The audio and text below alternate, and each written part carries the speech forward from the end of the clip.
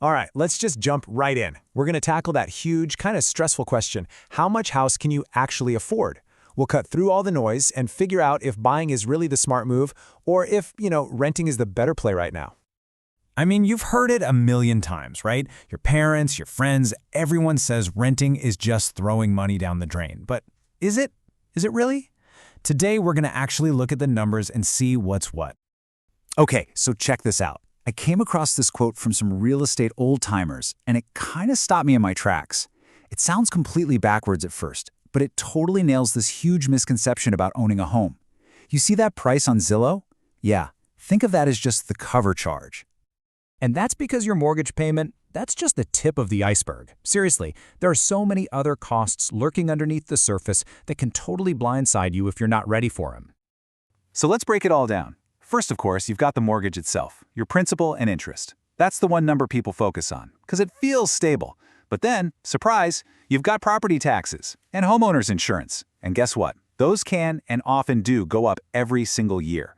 Then there's the stuff that really hurts, the big, unexpected repairs. We're talking a new roof, a water heater that decides to quit on you in the middle of winter. Oh, and we haven't even mentioned stuff like HOA fees or, wanting to actually make the place your own with some upgrades. Suddenly, that nice fixed monthly payment isn't looking so fixed anymore, is it? So, okay, that sounds a little scary, right? How do you keep from getting completely buried? Well, the good news is you don't have to guess. There are some really solid, simple rules you can use. Think of them as your personal toolkit to make sure you stay on safe financial ground.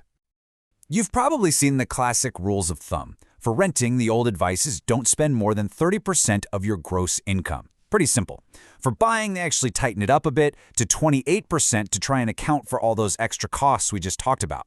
But let's be real. With student loans and car payments being what they are today, even hitting these numbers can feel like a huge stretch. And that's exactly why I want to show you a different approach.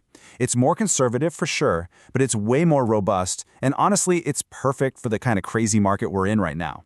It's called the 33-3 rule. And trust me, this thing is like a financial force field, especially with interest rates being so high and all the uncertainty out there. Okay, so the first part is easy to remember. That first 30 stands for 30%. The rule says your total monthly housing cost, and that means mortgage, taxes, and insurance all bundled together, should be no more than 30% of your gross income, period. This is what keeps your day-to-day budget from feeling totally squeezed. All right, the second 30. This is where it gets a little tougher, but it's so important. This rule says you should have 30% of the home's entire value saved up in cash. Now you might be thinking, whoa, that's a lot. And it is. But here's why. 20% of that is for your down payment. Putting 20% down helps you avoid nasty PMI fees and usually gets you a better interest rate. The other 10%, that's your buffer. That's your emergency fund specifically for the house. It's your, oh crap, the AC just died fund. It's basically your peace of mind fund. And the last piece of the puzzle is the 3. This one's a big picture rule. It says the total price of the home you buy shouldn't be more than 3 times your gross annual income. So super simple math. If you make $100,000 a year, you're looking at houses capped at $300,000. This is what really stops you from becoming house poor and keeps your overall debt from getting out of control. Okay, so that's your playbook, the rules you can use to protect yourself. But now, let's flip the script and look at it from the other side of the table. How does a bank see you? Lenders have their own set of rules, and believe me, their main goal isn't your comfort, it's making absolutely sure they get their money back.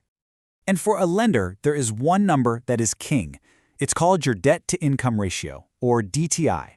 All it is a simple percentage. It takes all your monthly debt payments, student loans, car payments, credit cards, all of it, and divides it by your gross monthly income. For a bank, this number is a giant risk meter. The higher that percentage, the riskier you look, because it means more of your paycheck is already spoken for before you even pay for your house. So what's the magic number? Well, most lenders draw a line in the sand at around 45%. They want your total DTI, and that includes your potential new mortgage payment, to be under that 45% mark. If you're pushing past that, it's a major red flag for them. It signals that if you lost your job or had a medical emergency, you might not be able to make that payment. And this is where you can really see the impact. Just look at this breakdown. Let's say you make $8,000 a month. If you've got about $1,300 in other debts, a car, student loans, the bank figures you have $2,300 left over for housing. That gets you approved for maybe a $335,000 house. Okay, but now look at this. Same income, but you're debt-free, 0 other payments. Now the bank sees you have $3,600 available for housing, and boom, suddenly you could get approved for a $530,000 home. That is a massive difference in buying power, all from just clearing out that other debt.